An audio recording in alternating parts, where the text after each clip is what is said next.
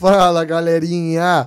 Bem-vindos a mais um Findcast, o seu podcast do final de semana.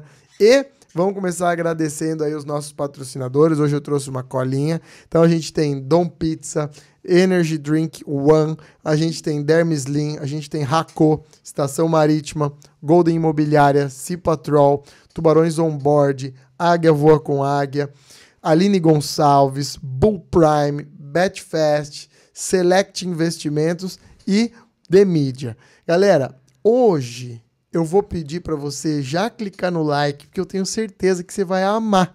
Então, se inscreve no canal para ter mais conteúdos como esse e aumenta o volume da sua TV, que eu tô com hoje aquele cara que você sonha em ter do seu lado. Eu ouço dos mais antigos que você tem que ter 2 amigos pro resto da sua vida, um médico e um advogado. O médico que não vai deixar morrer e o advogado que não vai deixar você ser preso. E hoje eu tô aqui com um cara que me conhece, ó, no mínimo, eu tô com 30 hoje, ele me conhece desde os 15 há 15 anos. Então, quer dizer, o cara me conhece há muito tempo. Eu tô com um dos meus advogados. Eu tenho Gui Catani, um beijo no seu coração, o cara que cuida da parte da clínica e tudo, e tem um cara que cuida de mim. Se eu der uma cagada, qualquer coisa que acontecer, eu vou ligar pra esse cara e falar assim, você vai falar com o meu advogado. E eu vou falar, Thiago, dá um oi pra galera, tô aqui com o Montrone, nosso advogado, um cara que vai contar toda a sua trajetória aí e vai conversar um pouquinho com vocês. Vamos lá. Fala, André, beleza? Cara, primeiramente, muito bom estar aqui do seu lado, né? Participar do teu programa. Bom, amizade de muito tempo. Meu Deus. Demorou da gente se reencontrar. A gente acho que era mais amiga aí das festas aí, né? E agora, o tempo passou e a gente acabou se reencontrando aí no mundo dos negócios. Isso pra mim é uma alegria muito satisfatória. Sim. Não, a gente se conheceu, festa, tudo balneário, e eu fazia faculdade em São Paulo, então fui fazer faculdade, tudo, até eu voltar, fazer a minha formação cirúrgica e tudo, ficou um pouco distanciado. Depois que eu vim morar realmente aqui, começar a vida aqui, foi a fase da gente se encontrar, e aí, lógico, no mundo dos negócios, para que isso aí seja uma amizade eternizada aí, que a gente possa conviver junto por muitos e muitos anos. Tiagão, Findcast é o lugar onde eu gosto de trazer para os nossos telespectadores visões, conhecimento, histórias e aquela forma leve da pessoa entender que dá para ele, da onde ele estiver, se tornar alguém de sucesso. Por isso eu gosto de explorar um pouco da jornada do herói, dos nossos convidados, e também mostrar como é o viver de hoje. Porque é muito bonito olhar o Thiagão aí com terno de 15 mil, eu brinco que o cara tem 50 ternos de 20 mil em casa. Ele não consegue nem usar todos que ele tem na casa dele, e tudo Ricardo Almeida, todos esses ternos de milionário. E é legal ver você bem vestido hoje, tudo certinho. Mas tá, e aí? E a peleada que passou? E o jogar futebol? E tudo que teve que passar como jogador pra estar hoje aqui nesse patamar? Noites de estudo. Pô, direito é difícil pra cacete, tem que ler pra caralho. Pô, não é assim, não é do dia pra noite. E é isso que eu gosto de mostrar pra galera. Conta um pouco do nosso Thiagão lá na infância. Cara, na verdade, assim, André, falar da minha vida é uma coisa que pra mim é muito prazeroso. Porque diante das pessoas eu sou a contramão na lógica. Eu sou a pessoa que, na verdade, eu tinha tudo pra dar errado. Mas eu tinha um foco, eu tinha um objetivo e foi assim a minha vida toda. Bom, você sabe, eu comecei na carreira ali sendo jogador de futebol, né? Passei na base ali do Avaí, do Atlético Paranaense, enfim, até chegar a me profissionalizar. Acabei me profissionalizando bem cedo, logo aos 16 anos, aqui na Camboriuense, no Camboriú. Tive o prazer ali de ganhar o campeonato estadual, o acesso, enfim. E logo em seguida fui para onde o futebol tem um espelho maior, que é São Paulo. Lá em São Paulo eu acabei jogando na Portuguesa Santista, na Inter de Limeira.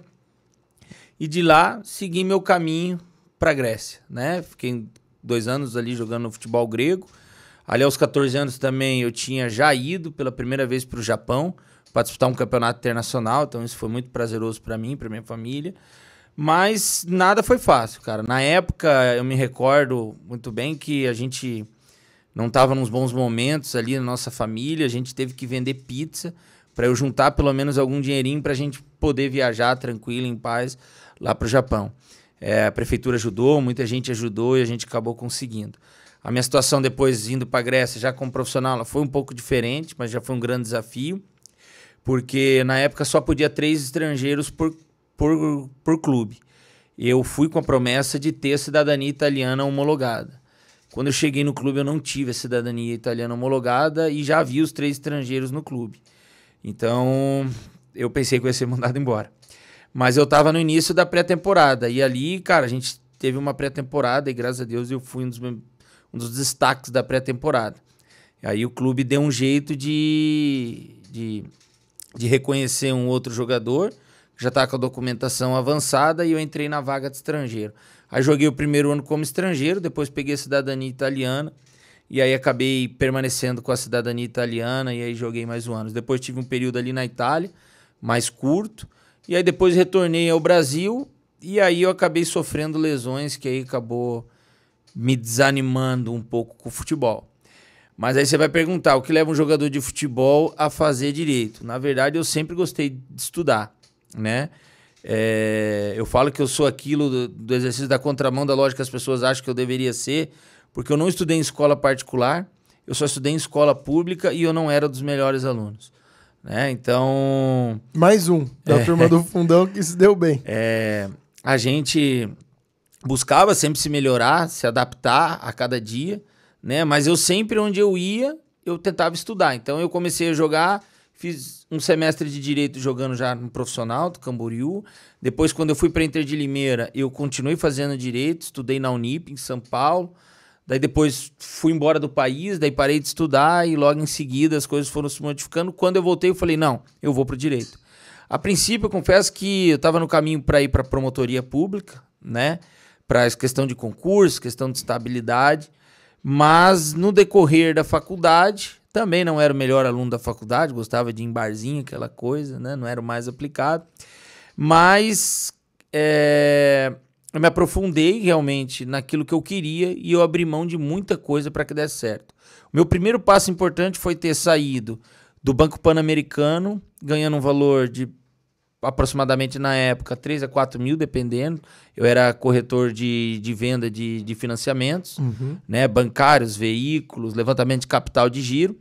E aí, em seguida, eu parti para estagiar numa delegacia para ganhar R$700. No dia que eu fui na entrevista, tinha vários concorrentes ali para entrevista de estágio. A delegada olhou para mim e falou assim, cara, você sabe quanto que você vai ganhar aqui? Daí eu falei, eu sei, R$700. Ela falou, mas você vai sair do banco para vir trabalhar aqui? Eu falei, doutora, eu sei o que eu quero para minha vida. Eu preciso traçar um caminho e ir com ele até o final. E aí, daquele estágio em diante, eu só estagiei. Daí eu estagiei depois mais 2 anos no fórum e tal. E aí, seguindo para a linha que eu queria concurso público. Quando eu caí no escritório de advocacia empresarial, eu entrei dentro daquela sala e eu falei, aqui é o meu terreno. Eu precisava sentar naquela mesa e dizer, cara, isso aqui é pra mim, isso aqui nasceu dentro de mim. E aí eu nunca esqueço, eu entrei dentro daquela sala de reunião, uma reunião do escritório onde eu comecei. Por incrível que pareça, depois eu fui até dispensado desse escritório, porque eu não tinha prática de estágio, então pela incapacidade técnica, eu estava recém na faculdade, mas eu levei aquilo não como uma desmotivação, mas ao contrário, bati no peito e falei, cara, agora eu vou virar um monstro. É o Harvey Specter. Preciso me transformar no melhor. E aí eu fui buscando, sempre renunciando o meu eu, as minhas coisas, para que eu pudesse buscar o conhecimento das outras pessoas. Então, no escritório, depois que eu acabei me consolidando, um dos motivos que eu permaneci foi que eu cheguei na entrevista, tinha mais 2 advogados, falei, não, eu sei que você tem mais 2 advogados para entrevistar. Eu não sei quanto você vai me pagar. Eu sei que eu só preciso de uma oportunidade. Me dá essa chance. E aí, eles falaram, não, então, mas tu sabe quanto tu vai ganhar? Eu falei, não tem problema, eu venho de Balneário Itajaí aqui, não tem problema. Mas eu preciso estar aqui. Preciso que tu me dê essa chance. E graças a Deus elas acreditaram e ali foi o meu núcleo, né? Comecei ali com a doutora Gabriela Muniz, com a doutora Janine Bonato. E, cara, ali foi o startup para descobrir o que realmente eu queria para minha vida. Como foco, como veia. Como foco, como objetivo, e não só como isso, mas como paixão, cara. Eu tenho uma ideia que é o seguinte: se você ama aquilo que você faz, você vai ser o melhor naquilo que você tem que ser.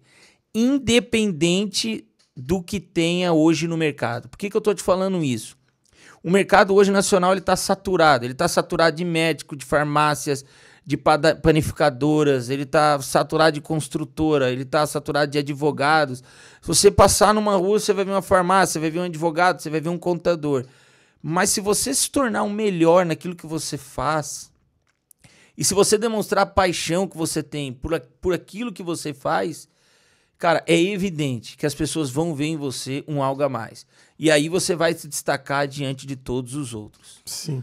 Para todo mundo, quando eu decidi dar o startup na empresa, as pessoas olhavam falando assim, cara, mas tem muito advogado, o mercado está muito concorrido, tá tudo prostituído. Eu falei, cara, eu não quero saber dos outros, eu quero saber de mim. Então, assim, essa convicção, essa certeza, ela nunca saiu de dentro de mim. E isso fez com que eu buscasse cada vez mais.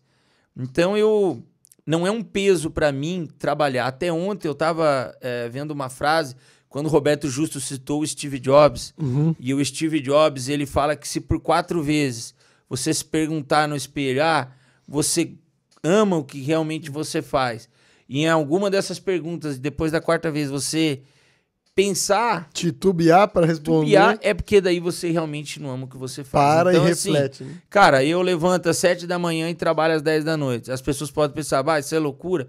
Isso é loucura para quem não ama o que faz. Porque para mim é um prazer.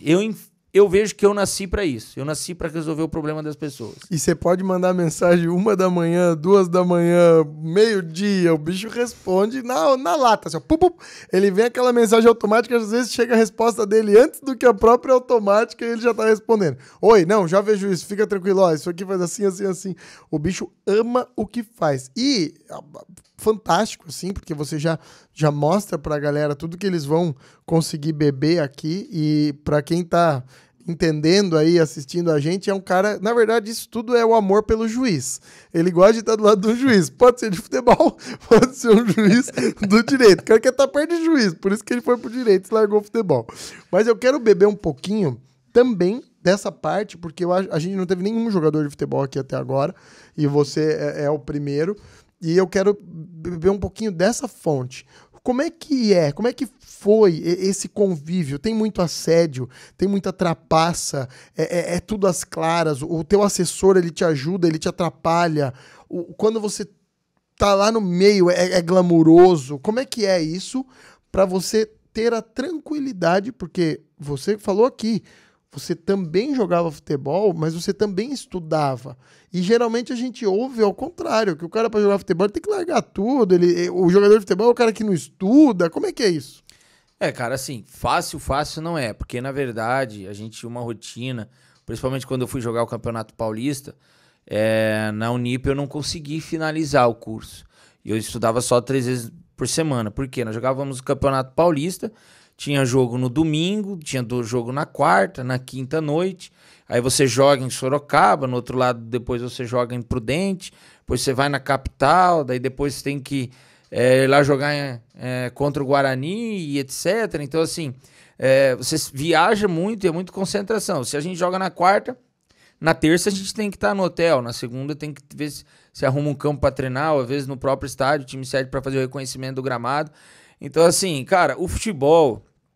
Falar do futebol é o seguinte, a gente vê a vida da realidade hoje dos atletas, das grandes estrelas, né, faturando milhões aí, ou até mesmo jogadores da primeira divisão, mas ele é um pouco cruel com quem tá lá embaixo. Por isso que existe uma grande divergência hoje na propriedade intelectual do jogador.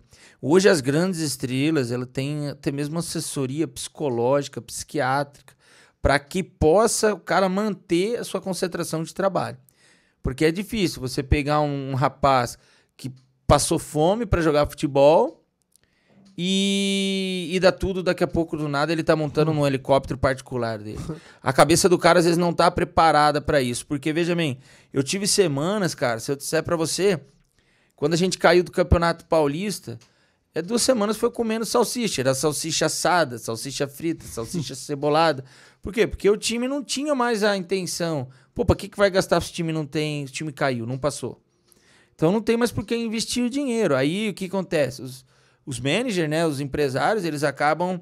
A gente acaba recebendo o dinheiro deles próprios que mantém cada jogador. Então vamos supor, um clube ele pode ter diversas empresas que operacionam gestação de jogadores e aí acabam sustentando o seu próprio jogador nesse período de calamidade. Alguns têm essa sorte de ter. Eu tive, sempre tive, graças a Deus. Tive um bom empresário, finado Gelson Rodrigues lá de Itu, uma pessoa que me ajudou muito, mesmo quando eu não estava empregado, enviava remuneração, enfim, sempre buscava a gente. Então, tem gente que tem essa sorte, mas a maioria não tem. Então, sofre bastante, cara. Sofre com questão de alojamento, infraestrutura, sabe? Não é a realidade que realmente se tem. Hoje em dia, confesso que melhorou muito, né? A gente vê que os times de hoje de Série C, Série D, até mesmo Série B, já são times mais infraestruturados, né? O dinheiro rola mais fácil também pela infraestrutura que se dá, pelas transmissões, né? Hoje está muito mais comercial o negócio. Então, você vê os times de Série B hoje no Brasil estão muito mais bem estruturados do que há 10 anos atrás. Tinha 3, 4 times, o restante era tudo salário atrasado, enfim, aquela vida. Mas hoje já se melhorou bastante. Mas você passa certos tipos de perrengue, cara. Sim, que se não tiver um amparo por trás, tanto familiar quanto também... Porque a gente tá falando aqui com todo mundo, né? Tem jogador de futebol, tem pessoas que vão se tornar jogador de futebol, pessoas que têm um sonho de se tornar jogador de futebol, tem empresários, tem advogados, tem qualquer tipo de pessoa que tá nos assistindo. Por isso que eu gostei de explorar um pouco essa parte do futebol, porque eu sei o que você passou, porque a gente já conversou várias vezes sobre esse mundo. E é desafiador demais. Eu tava ouvindo uma entrevista sobre esse tema do Neto e do Vampeta, que estavam falando do Neymar. Pô, o Neymar e tal, porque muito se fala sobre o Neymar. Cara, você entende que o cara passou dificuldade durante um período da vida muito marcante, que a formação da pessoa, do ser humano, e do nada ele tá com uma porrada de dinheiro e do nada ele tá aposentado, porque o jogador de futebol com 30 e pouquinhos anos, ele também tá chutado pras traças. Tá, daí você jogou uma porrada de dinheiro na mão desse cara dos 20 aos 20 e poucos, TV, fama, isso e aquilo, do nada você tira tudo isso, porque daí ele já ficou obsoleto, e você não entrega nada de amparo psicológico, nada de amparo emocional. É uma turbulência muito drástica para esse cara. E é o que você viveu. Porra, o cara foi jogar na Grécia, quer dizer, o cara teve a oportunidade de viver fora, de conhecer pessoas, de conhecer oportunidades. Do nada ele tá aqui de novo, do nada ele tá em São Paulo, do nada ele tá em Santa Catarina. É uma emoção, uma roda gigante muito grande. E assim, cara, o cara tem que se adaptar. Porque, veja bem, eu amo o Brasil, mas eu fui apaixonado pela Grécia. Ao ponto de ser, cara, não vou voltar mais. Entendeu? Verãozão, grego. Era bem na época das férias, dava o verão grego e tal. Então, assim... É sedutor. É um lugar maravilhoso. Mas, cara, lá no fundo, o Brasil é Brasil. Porque, assim, aqui você tá entre amigos, aqui você tá com gente conhecida, você chega num lugar estranho, uma língua de difícil acesso, né? Então, assim, não é fácil. E você tem que buscar fazer novas amizades. Eu tinha um amigo brasileiro, mas um dos meus melhores amigos lá que eu mais saí era o argentino, Ezequiel Garrett, que era da Argentina. E o outro era um nigeriano. Então, assim, que a gente mais saía, que a gente mais se comunicava. O grego não era tão aberto assim, é um povo mais fechado. Então, essa dificuldade tem. E aí dá saudade, né, cara? Dá saudade da família e tal. Graças a Deus o clube na época conseguiu levar minha mãe pra lá, então isso me ajudou. Minha mãe ficou quase 3 meses lá comigo também, então isso é importante. Mas é barra, mas vale a pena, é legal. São experiências. Cara, eu conheci o Brasil, boa parte do Brasil jogando futebol. Eu conheci 4 países aí jogando futebol, então... claro, talvez hoje eu não estaria tão bem, penso eu, não sei, o futuro a Deus pertence. Eu não sei se eu estivesse tão bem jogando futebol como eu estou hoje, como operador do direito, exercendo a função de advogado. Mas é uma coisa bacana, cara. A visão de mundo, né? Que também tudo isso te trouxe é algo impagável, né? A experiência que o futebol te trouxe que hoje também você pode usar um pouco no direito também, né? Porque uma vivência, não deixa de ser. Cara, a minha vivência ela é surreal, porque você pensa só, eu saí de casa com 14 anos de idade e não voltei mais. A minha família morava lá no norte do Paraná, lá em Rolândia, eu não voltei mais. Eu vim, daí logo em seguida eu fui pro Atlético, do Atlético eu fui pro Avaí, eu já não vinha de férias mais pra Rolândia, eu já vinha pra Balneário Camboriú, a gente já tinha um apartamento aqui, então, cara, eu vivi praticamente até os meus 21 ali, que eu parei, 21, 22 anos ali, longe da minha família, longe de casa, longe de todo mundo. E isso depois eu fui até cobrado um pouco pela minha mãe. Ela falou, poxa, meu pai, né, meu finado pai, que agora faleceu em janeiro, falava, cara, tu passou a vida longe da gente e agora tu tá longe de novo. Então, assim, isso acabou motivando eles pra vir pra cá também, pra Balneário Camboriú. E aí, graças a Deus, as coisas foram dando certo, as coisas foram acontecendo naturalmente. Mas, assim, eu confesso que também, assim, do meu grupo de jogadores, eu não era o melhor. Tinha gente muito melhor do que eu. Mas eu fui o único que joguei na Europa, pai. Então merece o respeito. Cuspiu em que gramado? Eu vi muito presidente falar pra mim assim, não, esse cara não vai chegar em lugar nenhum, o Motrone é louco, o Motrone é doido. A minha doidura me levou fora do país, joguei lá 2 anos. Teve gente que tentou ir pra lá jogar, fez teste e não passou. Vai segurando, meu amigo. Porque assim, ó, não é fácil, cara, não é fácil. É igual a pessoa vir e criticar você por causa do teu trabalho, por causa das tuas ideias, por causa da tua ideologia. Cara, a pessoa não conhece, ela não sabe o que você passou, ela não sabe o teu dia a dia. Então, assim, hoje, talvez as pessoas acham que você, ou que eu, ou que alguém esteja numa posição de conforto, mas às vezes essa pessoa não está numa posição de conforto. Não é porque ela está com a estabilidade financeira que ela esteja numa posição de conforto. Às vezes ela não está emocionalmente bem, às vezes ela não está com a família bem, às vezes ela não está com o casamento bem. Perfeito. Mas isso é uma luta, cara, interna que cada um. Por isso que a gente nunca pode julgar ninguém pelo seu interior. Tem pessoas que são devidamente motivadas com não. E tem pessoas que crescem com sim. Mas independente do não ou do sim, você tem que seguir o teu caminho reto. É pra frente que se anda. Não tem como voltar para trás. Meu amigo, hoje eu sempre tenho um ditado que eu falo em alguns julgamentos, que é o seguinte: milésimos são segundos, segundos são minutos, minutos são horas, e horas são dias, e dias se tornam anos. Cara, o tempo voa. Você tem que pegar, bater no peito e ir para frente. Porque o que você deixou de fazer o ano passado, você vai ter que ralar dobrado para conquistar esse ano. Então você tem que seguir essa caminhada reta, independente do que aconteça. Eu queria ter sido um grande jogador de futebol famoso, estar com milhões no bolso, talvez nem precisar advogar. Eu queria. Poderia estar empreendendo, poderia estar fazendo outras coisas, mas não deu certo. Nem por isso eu vou ficar me lastimando do que aquilo que não aconteceu no passado. Eu decidi estudar, seguir em frente, e hoje eu acredito que a gente está muito feliz naquilo que a gente conseguiu alcançar hoje dentro da empresa. Fantástico, fantástico. E isso aí, não deixar de ter foco, não deixar de seguir. Você deixou o direito trancado quando você foi para fora? Como é que foi? Ou não? Você tinha concluído já? Não, eu não tinha concluído. Quando eu fui para fora, eu tinha quase um semestre de direito completo. Por quê? Porque teve matérias que eu não consegui terminar na Unip. Eu não lembro as 2 matérias. E aí, quando eu retornei da Grécia, eu tinha sido primeiro estudado na Univale. Eu voltei para a Univale e aí tinha recém mudado a grade. Então, tipo, de algumas matérias ali, eu me lembro que eu aproveitei umas 3, 4 matérias somente. E refez de novo tudo daí aqui. Tive que refazer tudo. E aí começa uma labuta. Por quê? Eu já estava da idade um pouco avançada. Para acelerar a faculdade, eu fiz a faculdade de Direito, que eu acredito, em 4 anos. Eu comecei a estudar de manhã e de noite, todo dia. Porque podia adiantar. Na época podia adiantar. Eu acho que hoje não pode mais.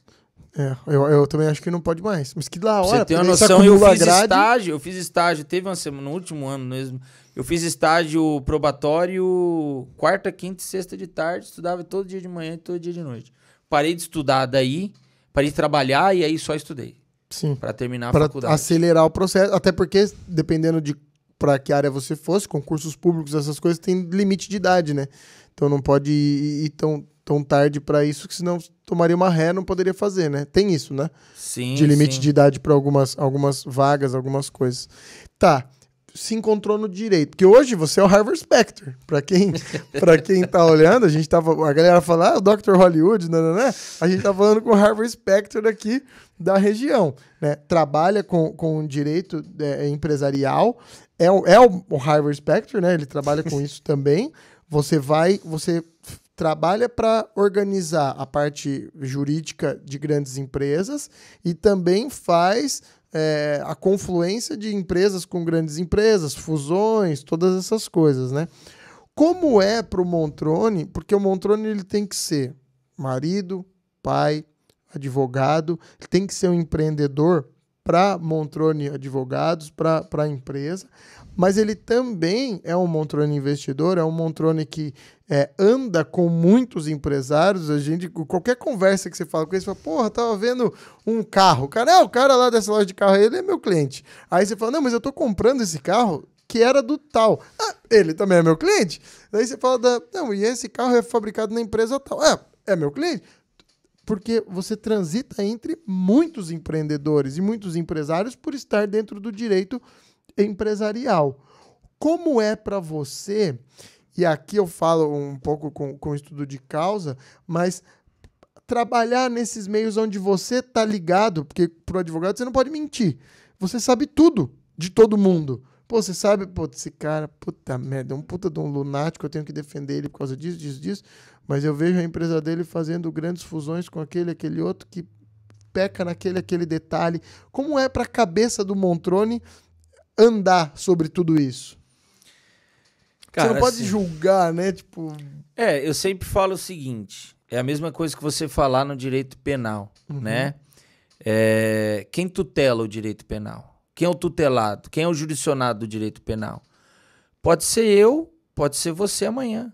Você pode pegar o teu carro aqui, sair, bater, tomar uma taça de vinho, atropelar alguém e daqui a pouco é o tribunal do júri. Então, na verdade, o direito, ele é tutelado para toda pessoa que anda e respira. A pessoa que anda e respira, ela está sujeita a ser tutelada pelo direito. Ser tutelada para que aconteça algo com o jurisdicionado. Seja numa ação civil, trabalhista, tributária, contratual, porque hoje nós vivemos numa relação interpessoal com diversos seres humanos. E toda relação, para que ocorra um negócio, ele tem uma relação contratual. Ele tem uma relação de concordância entre as partes. Todo esse equipamento, isso aqui, isso foi comprado, isso aqui já teve uma relação de consumo.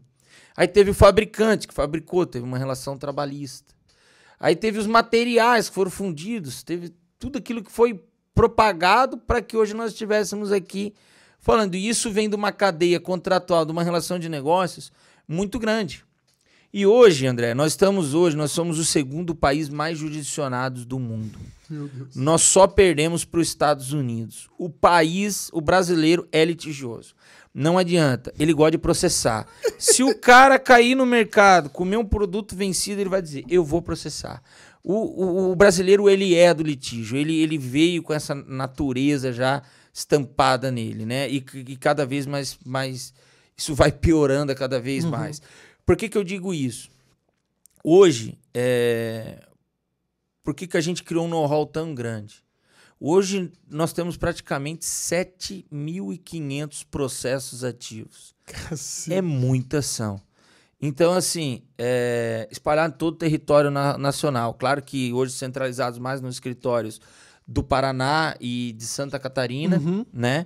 Mas hoje a gente tem processo, hoje como ficou tudo eletrônico, a gente consegue monitorar os processos a nível nacional. Isso fora os acordos, né? Que não, acordo daí nem entra. Fora o que é extrajudicial aí, que nem entra. Então, assim, com isso a gente vai conhecendo e tendo um know-how muito grande. Mas eu já tive situações de ter em litígios nossos próprios clientes em litígio. E aí é bem difícil, bem difícil. A gente tenta conciliar dos dois lados, né? Coisas que às vezes a gente não espera. Olha, construtora tal, vai ver, putz, a imobiliária ali, os corretores também são nossos. Então, assim, a gente esbarra nisso. Outra coisa que eu já esbarrei aqui e a gente tenta levar sempre o lado mais profissionalismo, confesso que já perdi alguns amigos, né? é processos que a gente entra contra pessoas que a gente acaba conhecendo. Ou com ex-amigos nossos, pessoas que frequentaram a nossa casa. Mas não é porque hoje a gente tem praticamente 35 colaboradores em todos os escritórios. A gente não consegue monitorar tudo. Então, assim, quando o colaborador traz o processo para dentro do escritório, chega lá, eu só recebo a ligação. Poxa, Montrone, a gente é amigo, estamos processando, cara. Só que o processo não veio pela minha pessoa, veio através de um colaborador. Então isso acaba... tem que ter um pouco de jogo de cintura, tem que ter um pouco de manuseio. Esse dia a gente recebeu no escritório e falei, cara, poxa, vem aqui porque tua mulher tá entrando com um pedido de prisão contra você de pensão. Então tô te ligando antes da gente entrar com a ação, vem aqui pra gente tentar entrar no acordo aí pra que isso não ocorra.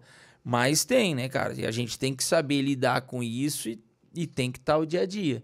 Porque senão, né, você chega, pô, fulano e tal, quero entrar com a ação. Pô, esse cara é meu cliente, mas vamos ver o que eu posso fazer para te ajudar. Sim, então, tenta ser morno para os dois lados, né? Porque, fiquei pensando aqui, é uma situação dificílima. E quanto mais visibilidade você ganha, quanto mais autoridade no seu meio você ganha, você fica mais conhecido, a tendência disso acontecer é ainda maior. Porque, os melhores estão com os melhores, você é o advogado dos melhores, então... começa a trazer ganho de causa para você mesmo dentro do seu próprio nicho, né? E eu já esbarrei até em questão de conflito, né? Teve clientes que a gente tem que ligar e pedir autorização para que a gente possa advogar para tal cliente em específico. Que loucura. Conta um caos assim, ó. Puta merda, esse daqui vai ficar pra minha memória que entrei numa causa. Você acha que eu ia trazer você aqui pra falar o assuntinho água com óleo? Eu quero falar aquele que você falou assim, puta que pepino que esse maluco fez e eu vou ter que arrancar o cara dessa daí. Vai, conta aí um que você fala assim, cara, esse tá na minha memória, eu não vou esquecer nunca. Não, teve um que pra mim foi o mais complicado. Duas pessoas que eu gosto muito, uma negociação envolvendo acima de 6 dígitos, milhões aí, e eu intermediei essa negociação e, infelizmente, a negociação no decorrer do decurso dos meses, ela veio a ter problemas e aí uma das partes decidiu cancelar. Aí eu me vi no meio de 2 parceiros, 2 amigos, das pessoas que eu considerava muito, mas por uma questão contratual, já prévia em contrato, eu tive que escolher uma determinada pessoa. E tivemos que protocolar um litígio, né? Mas no decorrer, claro, a outra pessoa também foi bem madura ao entender toda a situação, né? E graças a Deus, para bom Deus, a gente conseguiu um acordo logo após no processo e acabou resolvendo o impasse. Mas me trouxe um desconforto, eu acabei entrando em contato com ambos os clientes, esclarecendo bem as ambas situações. Eles entenderam, mas eu confesso que às vezes a maioria não entende. Eu perdi muitas pessoas que deixaram de falar comigo por causa do trabalho, porque é um trabalho, é uma profissão, né? E assim, tem que entender que assim, se eu não fazer, talvez outro faça, seja pior. Comigo, me conhecendo, fica mais fácil de resolver, né? Sim. E uma coisa que eu queria saber do direito, porque o médico, chegou uma paciente lá que eu vejo que não vamos ter jeito de resolver essa paciente, nem que só sendo Jesus Cristo. E aí eu tenho uma maneira velada de falar, olha, não dá pra, eu não vou te operar, eu não quero te operar. Eu não posso negar ajuda, atendimento e tal, mas eu posso, de uma maneira mais velada, falar assim, não, você não vai dar, eu prefiro não. Você, no direito, beleza, você é meu advogado. Cheguei lá, me dei mal, aconteceu qualquer coisa comigo, eu quero processar aquele cara. E aquele cara também é teu amigo, ou também é teu cliente, alguma coisa. Você pode falar? Não, cara, esse processo eu não vou pegar? Não, eu posso falar. O direito permite. Permite. E outra coisa já também... Teve? Já teve. Outra coisa, quando às vezes eu tenho o sigilo da empresa resguardados sobre mim, e eu tenho que judicializar uma ação com um cliente que eu tenho o sigilo profissional de algo que ele me contou que possa intervir no processo, eu acabo não fazendo diante do sigilo profissional. Ah, porque o sigilo profissional é tipo, você sabe alguma coisa da minha empresa que me prejudicaria... E eu posso usar isso contra você através de outro cliente. Daí você pode sair. Daí eu não faço esse tipo de coisa. Tem gente que faz. Vamos supor, uma coisa bem, Aham. bem prática, é blindagem de patrimônio. A gente faz a blindagem de patrimônio. E aí, show, beleza. Daí eu sei onde está o patrimônio do cara e ele recebe uma execução e nós vamos entrar com uma execução depois contra o cara. E eu sei sobre os patrimônios dele. Então, isso desvincula totalmente Sujeira. o sigilo profissional. Entendi. Daí você pode escolher falar pro cliente daí, Fala, ó. não, quero. esse não posso pegar, eu tenho uma questão de sigilo profissional, eu não vou poder fazer. Ah, que legal. Aí, às vezes, eu indico um profissional Ética e tal, daí. que faz. Mostra a sua ética. Questão de ética. Eu acho que assim, a gente não cresceu da forma que a gente cresceu, fazendo as coisas da forma que não devem ser feitas. Princípios, né? Eu que te conheço sei que é princípios. Legal isso, eu não sabia que era isso, é um aprendizado até pra gente e fica o insight pra você que quer seguir na área do direito e tudo. Se você quer ter sucesso, assim como o cara que vem aqui com esse terninho de 15 mil fica esfregando na minha cara, que é da Sara, não vou falar nada, saiba que você precisa andar em cima dos seus princípios, porque o brasileiro é um bicho engraçado, né? E ele tem isso, né? Que o direito é sujo, que o direito ele precisa ser sujo.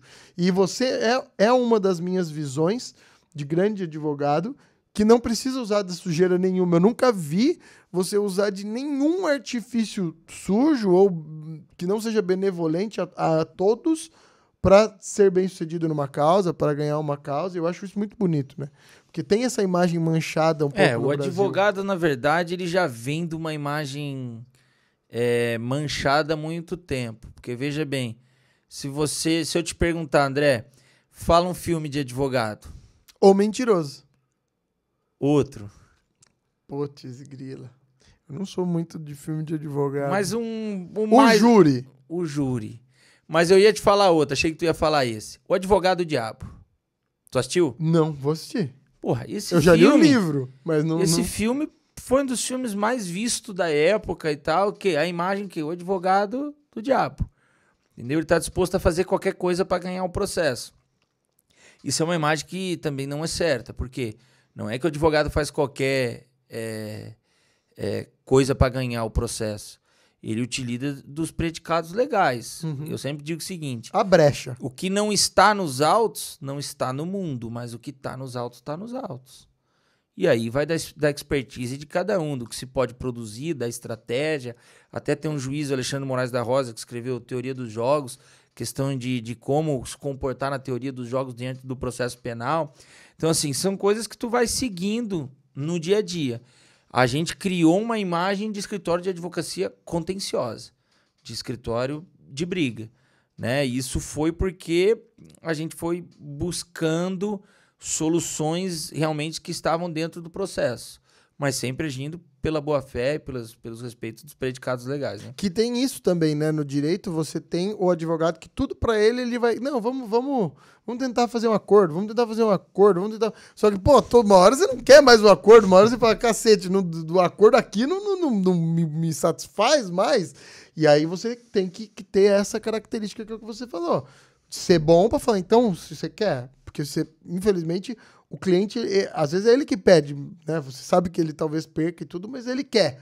E aí você tem que ir.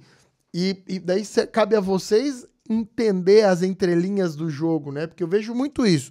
O trabalho do advogado é buscar achar as entrelinhas, as brechas que foram ficando para trás pelo dia a dia corrido do empreendedor ou alguma coisa assim, para ir achar um ganho de causa que segue por aquela vertente, aquela estratégia até ser bem sucedido, né?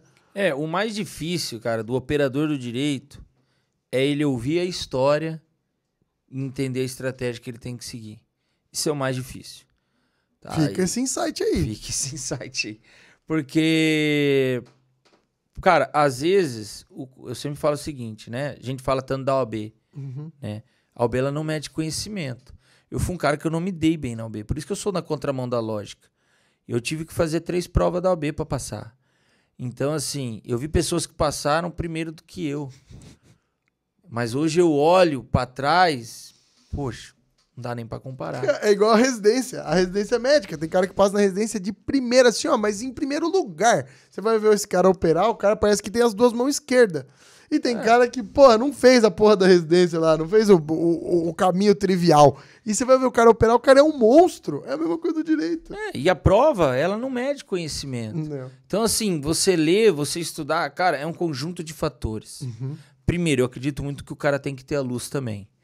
Tá? A luz do negócio, poxa, o cara tem O amor, brilho, é o que você falou lá no começo. Tem que ter isso, porque isso faz toda a diferença. Cara, a gente é um escritório praticamente novo. Nós estamos hoje com 4 filiais no Brasil, estamos abrindo a 5ª agora em Curitiba. Então, assim, em praticamente quase 6 anos de escritórios. Você pega escritórios que tem 10 anos aí atrás, 15 anos, que talvez não chegou nem no número de processos que a gente tem. A gente está com uma estimativa de chegar no final do ano com 9.000 ações distribuídas. Então, assim, muito processo. Para que tudo isso ocorra, existe uma logística e um sistema muito grande dentro do escritório. Por isso que a gente hoje conta com vários colaboradores para que eles estejam ali e o trabalho tem que ser impecável. Porque o trabalho ele não pode ser medido pela quantidade, ele tem que ser medido pela qualidade. Se você tem uma qualidade naquilo que você faz, meu amigo, o céu é o limite. E mas o dia que você vê que o bicho existe. Aí o dia que você tiver quantidade, mas não tiver qualidade, não adianta nada.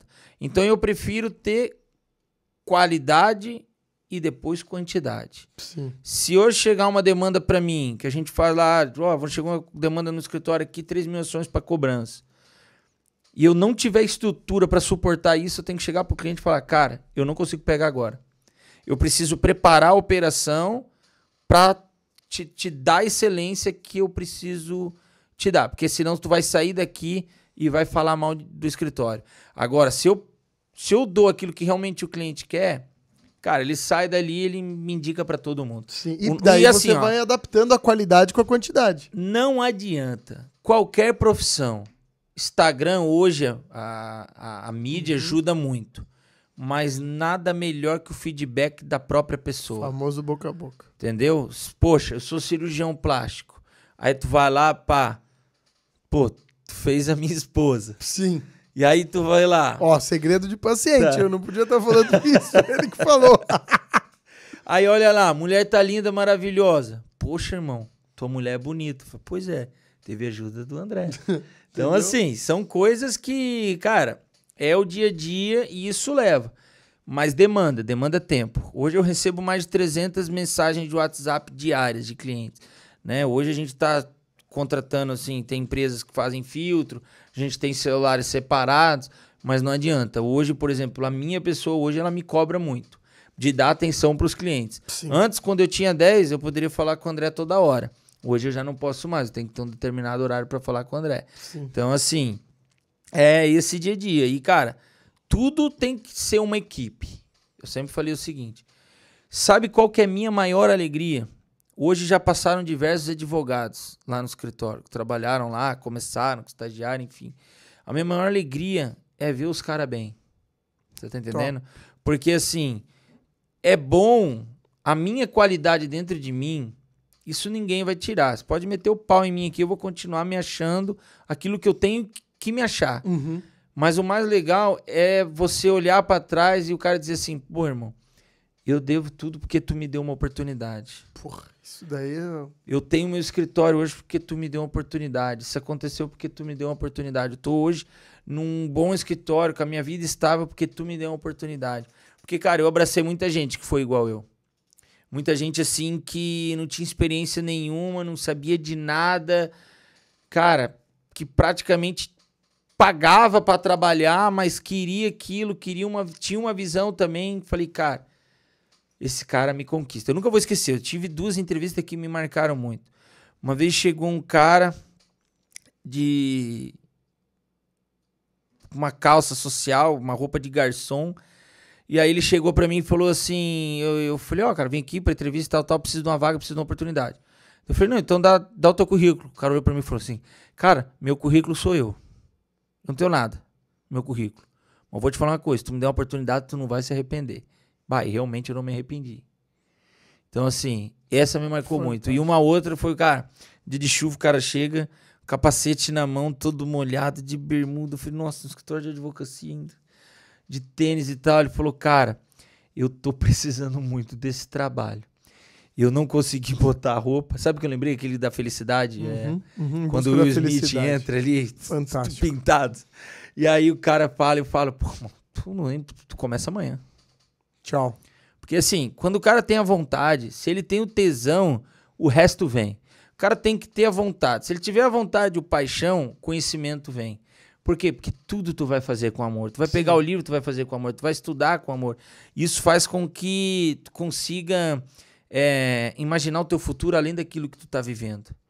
O teu eu presente hoje, ele não pode ser o teu eu do futuro, não externamente, mas dentro de você. Teu princípio. Se você visualizar o teu eu hoje, aqui, mas imaginar o teu eu no futuro, como você quer estar e vai estar, esse é o caminho do propósito. Sim. É aí que tu vai alcançar aquilo que realmente você quer.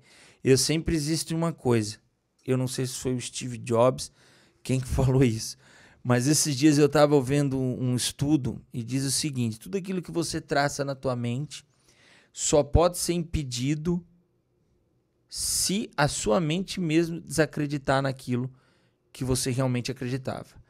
Por que que eu falo isso? Porque eu vejo inúmeras pessoas desistindo na caminhada. É Bob Proctor que falou isso aí. Eu vejo inúmeras pessoas desistindo na caminhada, mas não na caminhada da vida. E isso é um erro, cara, porque a gente, por inúmeras vezes eu pensei em desistir, mas sempre tive amigos dizendo não, vai pra frente, vai que vai dar certo. Tive muita gente negativa, mas os positivos foram suficientes para não fazer eu desistir. Então, cara, a gente tem que ter essa missão com as pessoas e as pessoas têm que ter essa missão com a gente. Porque quando eu precisar de uma mão, eu preciso estender e ela precisa ser segurada. Então, assim, tudo isso engloba uma ordem de fatores com que faz que a gente alcance realmente esse crescimento no nosso dia a dia. Não somente em questão financeira, mas questão emocional, de trabalho, familiar. Sucesso, né? O sucesso não é só dinheiro, né? O sucesso são vários predicativos que você vai batendo, vai entregando e vai consolidando durante sua jornada, né? E essa sua fala, eu vejo que você pode voltar, porque a gente vai se emocionando com o que a gente vai falando. Eu aqui fui me emocionando com o que ele foi entregando e fui conectando insights para passar para vocês, e foi tanto insight que alguns eu até esqueci. Mas dessa sua fala, a gente consegue sacar inúmeras coisas. Primeiro, você consegue empreender estando no direito. Então, para os novos, para os estudantes de direito, para os novos advogados, cara, a gente está falando de 4 escritórios do território nacional, 30 e poucas pessoas de colaboradores. O cara é um advogado que começou, ele pode exercer o direito como vários outros, mas ele é um advogado totalmente diferente da grande maioria, porque ele conseguiu fazer tudo que você faz hoje, né? Você tem que olhar que uma última fala dele não pare, lute, persista. Uma outra fala que você falou antes busque sempre conhecimento. Uma outra fala não é porque você não passou na OB de primeira que você não vai ser bem sucedido. Então, isso não é fator predisponente para ninguém. E uma outra fala cara, seja humilde. Você, chegou lá de capacete e tal, uns iam pensar, nem vou entrar, tô de capacete, outros vão entrar, não, eu tenho que estar com a melhor roupa, nananã. E às vezes não é isso que você estava esperando lá. Às vezes o cara com a melhor roupa é um puta de um boçal. Você virar pra ele e falar, meu amigo, obrigado, pode sair fora aí, não quero você. Eu conquistei o Dr. Romão, e ele fala isso de boca cheia, ele ainda vai conseguir, a gente vai conseguir ainda casar uma data pra ele estar aqui, que fica bem no meio da semana, mas eu conquistei ele, eu falei, cara, não me interessa com o que eu vou trabalhar com você. Eu posso trabalhar varrendo o chão da tua clínica, mas eu quero estar aí dentro. Você me paga lá R$100, pra mim tá tudo bem, mas eu quero estar do teu lado, porque eu tinha a visão que o cara era um monstro.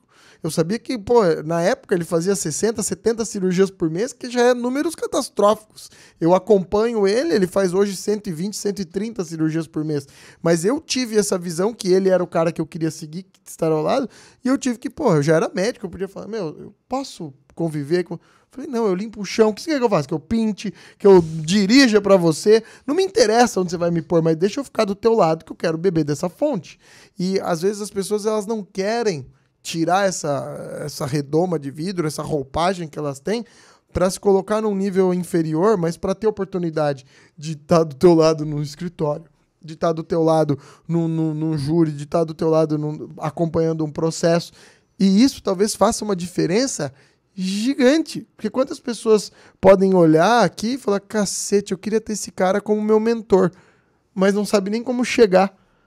Mas ela tem que entender como chegar, porque talvez se ela não chegar, ela nunca vai ter essa oportunidade, e também se ela chegar da forma errada, ela não vai ter essa oportunidade.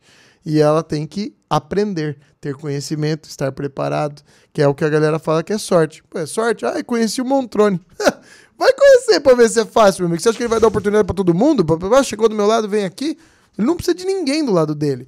Mas ele vai, eu aposto, as minhas 2 pernas, que ele vai dar oportunidade para a pessoa certa, que está preparada na hora certa, que sabe desempenhar o que ele também precisa na hora certa. Só essa pessoa vai ter a sorte de estar ao lado dele.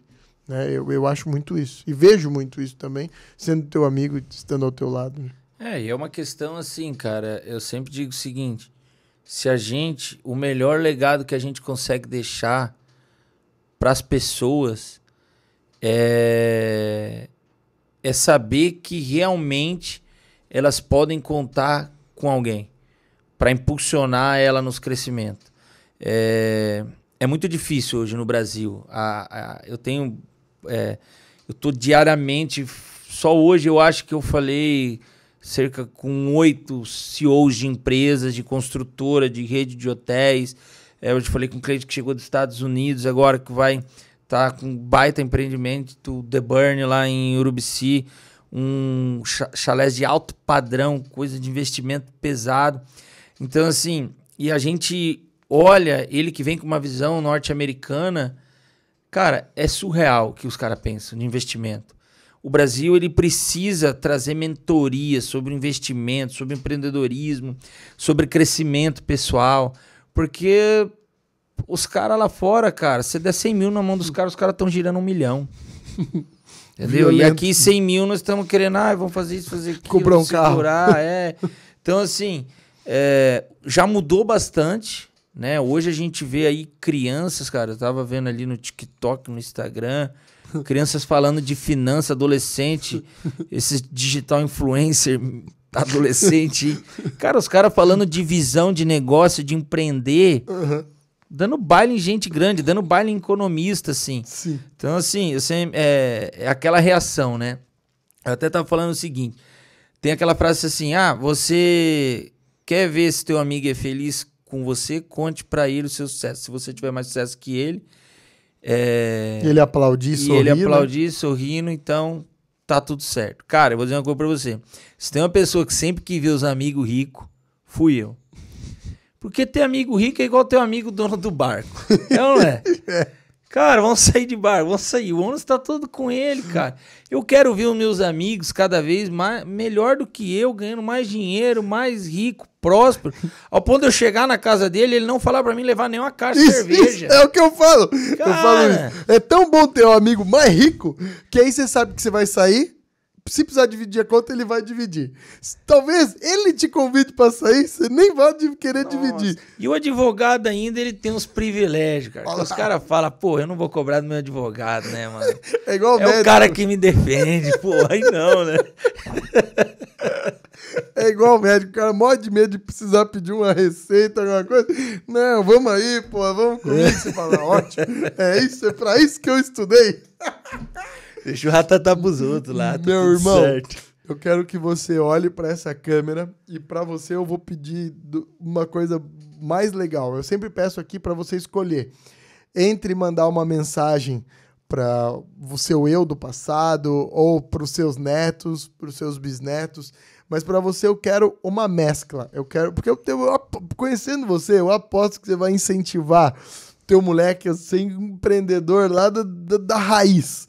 Então eu quero que você olhe aqui e passe uma mensagem para que ele assista, para que o seu neto assista, mas para que também reflita no Montroninho lá de trás sobre toda a sua jornada. Eu vou falar, mas antes deixa eu te falar uma coisa que eu esqueci de fazer um adendo. Você falou do meu terno. Eu vou defender o meu alfaiate aqui, mandar um abraço para ele, depois eu vou mandar o vídeo para ele. O meu alfaiate é o Flávio Pamplona lá de Londrina. E o bicho anda alinhado, hein, Flávio? Parabéns, meu amigo. Um abraço no seu coração. porque o bicho tá sempre numa beca desgraçada, que eu falo, pelo amor de Deus, já vamos abrir um escritório desse cara aqui, porque ele vai ter que fazer terno pra essa galera daqui. Londrina é muito longe pra essa galera de Balneário aqui, o pessoal tem que andar nessa linha toda aí. O Flávio é tido como o alfaiate das estrelas lá. Você é louco, eu nunca vi você desalinhado, o bicho tá sempre impecável.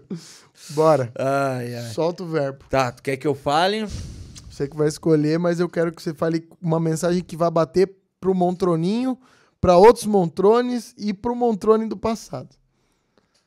Bom, se eu pudesse falar algo, eu falaria o seguinte: não olhe as circunstâncias do passado, nem a do presente. Apenas mantenha o foco naquilo que realmente você acredita, naquilo que você ama, que vai dar certo. A Bíblia diz: no mundo tereis aflições, mas tende bom ânimo. Eu venci o mundo, vocês vencerão também. Não desistam nunca, porque se você desistir, milhares de pessoas que dependem da sua ideia, que dependem de você, também vão fracassar. Siga em frente. Segura, galera. Com isso a gente encerra por aqui. Um beijo no coração de vocês e fica essa mensagem. Não desistam. Valeu, Thiagão. Abraço no coração. Obrigado, irmão. Tamo junto. Falou!